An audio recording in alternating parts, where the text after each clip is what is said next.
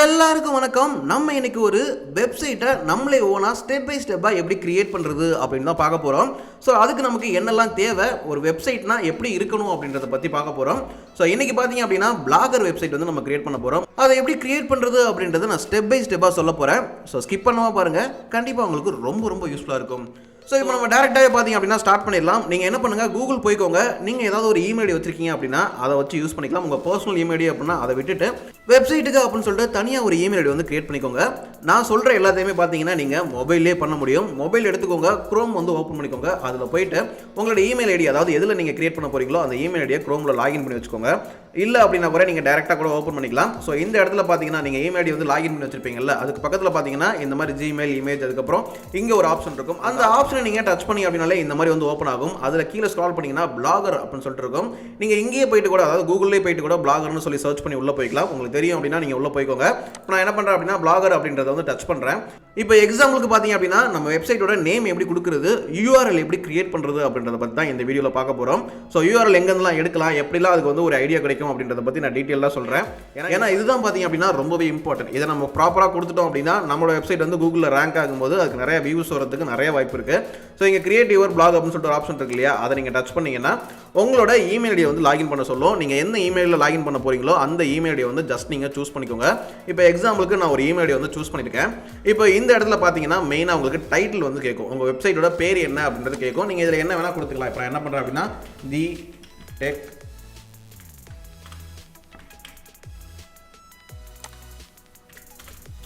Okay. இப்போ இதில் பார்த்தீங்க அப்படின்னா தி டெக் பிசி அப்படின்னு சொல்லிட்டு நான் வந்து டைப் பண்ணியிருக்கேன். இந்த இடத்துல பார்த்தீங்கன்னா நெக்ஸ்ட் அப்படின்னு சொல்லிட்டு ஒரு ஆப்ஷன் இருக்கும், இதை நம்ம கொடுத்துக்கலாம். இந்த இடம் தான் பார்த்தீங்கன்னா ரொம்பவே இம்பார்ட்டண்டான ஒரு இடம். இதில் வந்து நம்ம யூஆர்எல், நம்மளோட வெப்சைட்டோட யூஆர்எல் வந்து இங்கே கிரியேட் பண்ண போகிறோம். இப்போ எக்ஸாம்பிளுக்கு சொல்லணும் அப்படின்னா tamilveeratech.com அப்படின்றது வந்து நம்ம கிரியேட் பண்ணியிருப்போம். இந்த இடத்துல பார்த்தீங்கன்னா நம்ம பிளாகரில் கிரியேட் பண்ணுறதுனால இது வந்து ஒரு ஃப்ரீயாக நமக்கு வந்து ஹோஸ்டிங் தராங்க அப்படின்றதுக்காக இந்த இடத்துல பார்த்தீங்கன்னா .blogspot.com அப்படின்றது வந்து வந்துட்டே இருக்கும். நமக்கு இல்லை, எனக்கு வந்து .com தான் வேணும், ஆனால் என் பேரோட .com, இப்போ tamilveeratech.comனு வேணும் அப்படின்னா நீங்கள் வந்துட்டு புதுசாக ஒரு டொமைன் தான் வந்து பர்ச்சேஸ் பண்ணணும். ஸோ அடுத்த வீடியோவில் பார்த்தீங்கன்னா ஒரு டொமைன் எப்படி பர்ச்சேஸ் பண்ணுறது அப்படின்றத பற்றி நம்ம பார்க்கலாம். இல்லை டொமைன் பர்ச்சேஸே பண்ண தேவையில்லை, நம்ம வந்து பார்த்தீங்கன்னா இதிலே கூட யூஸ் பண்ணிக்கலாம். இப்போ நம்ம இந்த இடத்துல என்ன கொடுக்குறோமோ இங்கே பாருங்கள். ஓகே, இந்த இடத்துல பார்த்தீங்க அப்படின்னா நான் தி டெக் பிசி அப்படின்னு சொல்லிட்டு கொடுத்துருக்கேன். அதுக்கப்புறம் பார்த்தீங்கன்னா .blogspot.com அப்படின்றது வரும் அப்படின்றது அவங்க சொல்லியிருக்காங்க. ஸோ இந்த டொமைன் நேம் பார்த்தீங்க அப்படின்னா .com அப்படின்றது அவைலபிளாக இருக்கா அப்படின்றத நீங்கள் வந்து ஃபஸ்ட்டு தெரிஞ்சுக்கணும். அதுக்கு எங்கே போகணும் அப்படின்னா ஃபஸ்ட்டு வந்து என்ன பண்ணுங்கள், கூகுள் வந்து போய்க்கோங்க. கூகுள் போயிட்டு அதில் கோடாடி வெப்சைட் வந்து போய்க்கோங்க. நீங்கள் என்ன சைட் வேணால் போய்க்கலாம், ஹோஸ்டிங்கர் அதில் வேணால் போய்க்கலாம். இப்போ கோடாடியில் போனீங்க அப்படின்னா உங்களுக்கு அதில் என்ன டொமைன் இருக்குது அப்படின்றத கண்டுபிடிக்கிறதுக்காக மட்டும் சொல்கிறேன். இதில் போயிட்டு நீங்கள் போயிட்டு உங்களோட வெப்சைட்டோட நேம் என்னவோ அதை மட்டும் அதில் போடுங்க. தி டெக் பிசி அப்படின்னு சொல்லிட்டு என்னோட வெப்சைட் நேம் வந்து நான் சூஸ் பண்ணியிருக்கேன். சும்மா ஒரு எக்ஸாம்பிளுக்கு வந்து சூஸ் பண்ணியிருக்கேன். அதில் பார்த்தீங்க அப்படின்னா த techpc.com அப்படின்றது வந்து அவைலபிளாக இருக்குது. அதை வந்துட்டு நம்ம எவ்வளோக்கு வாங்கலாம் அப்படின்னா 500 ரூபாய்க்கு நம்ம வந்து வாங்கிடலாம் அப்படின்ற மாதிரி போட்டிருக்காங்க. அதுக்கப்புறமா பார்த்தீங்கன்னா the techpc.in அப்படின்றது வந்து அவைலபிளாக இருக்குது. இது பார்த்தீங்க அப்படின்னா ஒரு 149 ரூபாய்க்கு நம்ம வந்து வாங்கிடலாம் அப்படின்றது மாதிரி போட்டிருக்காங்க. ஸோ நீங்கள் என்ன பண்ணணும் அப்படின்னா இந்த நேம் உங்களுக்கு ஓகேவா அப்படின்றத மட்டும் பார்க்கணும். அப்படியே கீழே ஸ்க்ரால் பண்ணி அப்படின்னா அந்த நேமில் உங்களுக்கு என்னென்ன டொமைன் வந்து அவைலபிளாக இருக்குது அப்படின்றத காட்டும். இப்போ இந்த இடத்துல பார்த்தீங்கன்னா தி டெக் பிசி ஓஆர்ஜி அப்படின்னு சொல்லிட்டு இருக்குது. அதுக்கப்புறம் பார்த்தீங்கன்னா tech PC homes, code, live, info, shop, co.in அப்படின்னு சொல்லிட்டு நிறையா இருக்குது இல்லையா. இதோட ரேட்லாம் பார்த்தீங்க அப்படின்னா இந்த சைடு வந்து கொடுத்துருப்பாங்க. நீங்கள் இதில் எது வேணால் வந்து பர்ச்சேஸ் பண்ணிக்கலாம். இப்போ மை டெக் பிசி அப்படின்னு சொல்லிட்டு சஜஷன்லேயே வருது பாருங்கள், mytechpc.in அப்படின்னு சொல்லிட்டு வருது. இப்போ mytechpc.inக்கு பதிலாக .com இருக்கா அப்படின்னு சொல்லிட்டு நம்ம செக் பண்ணோம் அப்படின்னா mytechpc, ஓகேவா. இந்த மாதிரி தான் நம்ம வந்து டொமைன் ஐடியா வந்து எடுக்கணும். இப்போ mytechpc, ஓகேவா, இதில் வந்துட்டு சர்ச் பண்ணோம் அப்படின்னா நமக்கு அதில் .com டொமைன் வந்து ஃப்ரீயாக இருக்கா அப்படின்ற பார்க்கணும். இப்போ பார்த்தீங்கன்னா தெரியும் உங்களுக்கு ஆல்ரெடி வந்து இந்த mytechpc அப்படின்றத பர்ச்சேஸ் பண்ணிட்டாங்க, நம்மளால் வந்து அதை வாங்க முடியாது, ஓகேவா. எது வாங்குறது மாதிரி இருக்கோ அதை மட்டும்தான் நம்ம பார்த்தீங்க அப்படின்னா வந்து கிரியேட் பண்ணிக்கணும். இல்லை எனக்கு வந்துட்டு எப்படி இருந்தாலும் பரவாயில்ல அப்படின்னு சொல்லிட்டு நீங்கள் முடிவு பண்ணுறீங்க அப்படின்னா அது ஃபியூச்சரில் நீங்கள் வந்துட்டு என்னடா இதை வாங்கிட்டோமே, அதாவது உங்களுக்கு நாலேஜ் வந்து இப்போ இல்லை, ஃபியூச்சரில் உங்களுக்கு நாலேஜ் வந்து கெயின் ஆகும்போது எதுக்குடா இதை வாங்கணும் அப்படின்றது மாதிரி ஆகிடும். அதுக்காக தான் சொல்கிறேன். இப்போ mytechpc.in அப்படின்றது அவைலபிளாக இருக்கு இல்லையா, இதை நீங்கள் வாங்கிக்கிறீங்க அப்படின்னா கூட தாராளமாக வந்து வாங்கிக்கலாம்.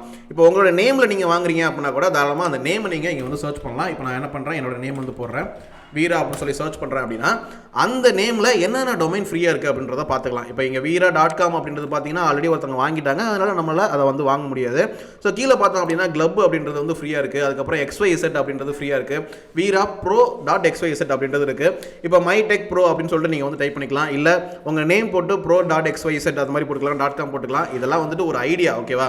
இதெல்லாம் வச்சு நீங்கள் வந்துட்டு உங்களோட நேம், அதாவது உங்கள் வெப்சைட் நேம் எப்படி இருக்கணும் அப்படின்றத நீங்கள் வந்து முடிவு பண்ணிக்கலாம். இங்கே பாருங்கள், ப்ரீமியம்னு போட்டு கிட்டத்தட்ட 1 lakh மேலே 1,80,000 மேலே போட்டுருக்காங்க. ivira.com அப்படின்றது ப்ரீமியம்னு போட்டுருக்காங்க. இந்த மாதிரி பார்த்தீங்கன்னா நிறைய விஷயம் இருக்குது. அது எல்லாத்தையுமே நீங்கள் வந்து தெரிஞ்சுக்கோங்க. இப்போ நம்ம என்ன பண்ணலாம் அப்படின்னா, இதில் வந்துட்டு நான் என்ன பண்ணுறேன், இப்போ சாம்பிளுக்கு, இப்போ எக்ஸாம்பிளுக்கு தானே நம்ம இது வந்து யூஸ் பண்ணுறேன். இந்த இடத்துல என்ன பண்ணுறேன் அப்படின்னா mytechpc டாட் போட்டுக்கிறேன். அதாவது டாட் அப்படின்னு சொல்லி டைப் பண்ணுறேன். டாட் அப்படின்னு போட்டாலும் அதுவும் ஆல்ரெடி இருக்குது அப்படின்றாங்க. இப்போ நான் என்ன பண்ணுறேன் அப்படின்னா காம் அப்படின்றத போடுறேன். mytechpc.com அப்படின்றது போட்டு எனக்கு வரல.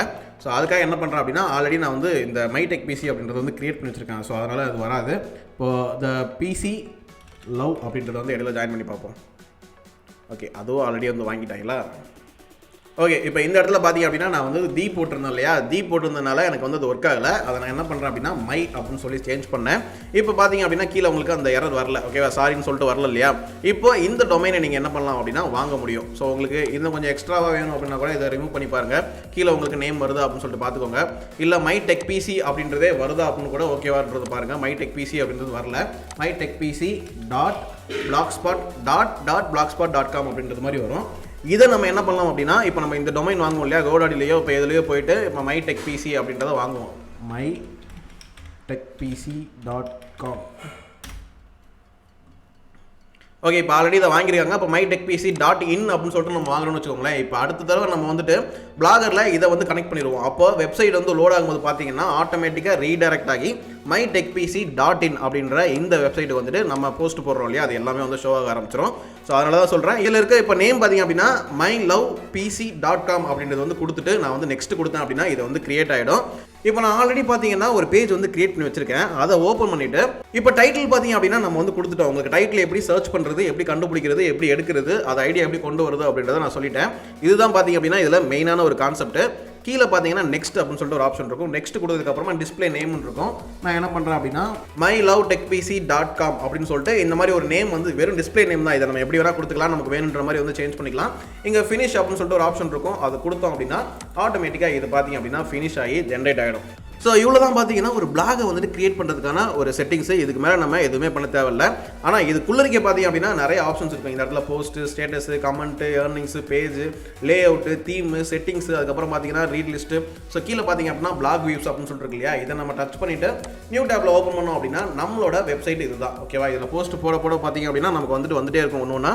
ஸோ இதெல்லாமே பார்த்தீங்கன்னா அடுத்தடுத்த வீடியோவில் நம்ம பார்க்கலாம். இப்போ ஓகே, இந்த வீடியோவில் உங்களுக்கு தெரிஞ்சிருக்கும் ஒரு டொமைனை எப்படி சூஸ் பண்ணுறது அப்படின்னு சொல்லிட்டு, எங்கெல்லாம் போய் சர்ச் பண்ணணும் அப்படின்னு சொல்லிட்டு. ஃபஸ்ட் நீங்கள் என்ன பண்ணணும் அப்படின்னா கூகுளில் போயிட்டு உங்களுக்கு என்ன டொமைன் நேம் வேணுமோ அதை நீங்கள் கோடாடில் போயிட்டு சர்ச் பண்ணி அந்த டொமைன் நேம் அவைலபிளாக இருக்கா அப்படின்னு சொல்லிட்டு செக் பண்ணணும்.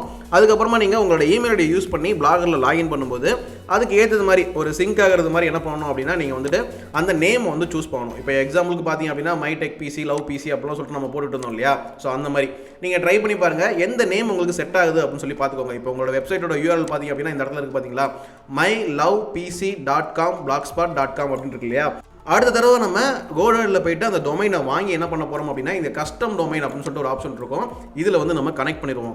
அப்படி கனெக்ட் பண்ணும்போது பார்த்தீங்கன்னா mylovepc.com அப்படின்னு சொல்லிட்டு ஆட்டோமேட்டிக்காக பார்த்தீங்கன்னா அந்த வெப்சைட்குள்ளே வந்து போயிடும், ஓகேவா? ரீடைரக்ட் ஆகும்போதே பார்த்தீங்கன்னா இப்போ mylovepc.in அப்படின்னு சொல்லிட்டு வருது அப்படின்னா இது மட்டும் தான் ஷோ ஆகும். அந்த blogspot.com அப்படின்றது ஷோ ஆகாது. இதுக்காக தான் பார்த்தீங்க அப்படின்னா நம்ம இந்த டொமைன் வந்து பர்ச்சேஸ் பண்ணுறோம். ஸோ இதை நீங்கள் பர்ச்சேஸ் பண்ணலாம், பர்ச்சேஸ் பண்ணாமலும் இருக்கலாம். இதை நீங்கள் இப்படியே வந்து கூட விட்டுக்கலாம். இப்படியே வச்சுட்டு கூட நீங்கள் வந்துட்டு கூகுளில் வந்து அப்ரூவல் வாங்கி உங்களோட வெப்சைட்டில் வந்து ஆட் வர வைக்கலாம். பட் ஆனால் பார்த்தீங்கன்னா இதை நம்ம வேர்ட்பிரஸ்க்கோ இல்லை வேற ஒரு ஹோஸ்டிங்கோ மூவ் பண்ணுறோம் அப்படின்னா மூவ் பண்ண முடியாது. ஏன்னா இது வந்து ஆல்ரெடி பிளாக்ஸ்பாட்டில் வந்து ஹோஸ்டிங் ஆயிருக்கு. அதனால் நம்ம இதை வந்து மூவ் பண்ண முடியாது. அது ஒரு ட்ராபேக்காக இருக்கும். ஸோ இதை பற்றிலாம் நம்ம அடுத்தடுத்த வீடியோஸில் வந்து பார்க்கலாம். இது எல்லாத்தையுமே நம்ம கொஞ்சம் கொஞ்சமாக ஒரு சீரிஸாக ஒரு வீடியோலையும் நான் வந்து போஸ்ட் பண்ணுறேன். இப்போ உங்களுக்கு தெரிஞ்சிருக்கும் ஒரு வெப்சைட் எப்படி கிரியேட் பண்ணுறது அப்படின்னு சொல்லிட்டு, அதுக்கு டொமைன் எப்படி எடுக்கிறது அப்படின்றது தெரிஞ்சிருக்கும். ஸோ அடுத்த வீடியோவில் பார்த்தீங்க அப்படின்னா ஒரு டொமைனை எப்படி பர்ச்சேஸ் பண்ணுறது அப்படின்றத பற்றி பார்க்கலாம். ஸோ அவ்வளோதான் இந்த வீடியோ. இந்த வீடியோ உங்களுக்கு யூஸ்ஃபுல்லாக இருந்துச்சா இல்லையா, இதே மாதிரி நம்ம அடுத்தடுத்த வீடியோஸ் வந்து போடலாமா அப்படின்றத மறக்காமல் கமெண்ட் பண்ணுங்கள். இந்த வீடியோ பிடிச்சிருந்தா லைக் பண்ணுங்கள். ஸோ அவ்வளோதான் இந்த வீடியோ பிடிச்சிருந்தா லைக் பண்ணுங்கள், கமெண்ட் பண்ணுங்கள், மறக்காமல் நம்ம சேனலை சப்ஸ்கிரைப் பண்ணிக்கோங்க. வீடியோவில் ஃபுல்லாக பார்த்ததுக்கு ரொம்ப நன்றி. தேங்க்ஸ் ஃபார் வாட்சிங்.